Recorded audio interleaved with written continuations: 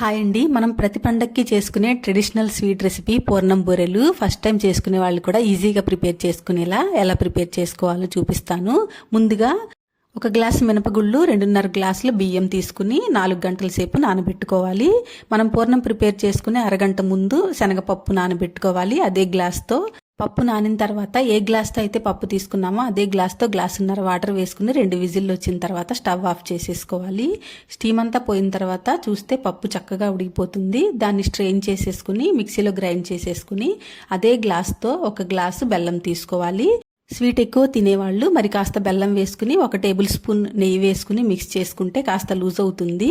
ఈలోగా మనం తోపు కోసం మినపప్పు బియ్యంని గ్రైండ్ చేసుకుని చూసారా, మరీ లూజ్గా కాకుండా మరీ గట్టిగా కాకుండా గ్రైండ్ చేసుకోవాలి. వీడియోలో చూపించిన విధంగా మనం ఫింగర్ డిప్ చేసినప్పుడు ఇలా కోట్ అయితే పర్ఫెక్ట్గా వచ్చినట్లు అనమాట. ఈలోపు మన పూర్ణం కూడా రెడీ అయిపోయింది. యాలకుల పొడి వేసుకుని ఒకసారి మిక్స్ చేసుకుని చల్లారిన తర్వాత ఇలాగా మనకు కావాల్సిన సైజులో ఉండలు చేసుకుని పక్కన పెట్టేసుకోవాలి.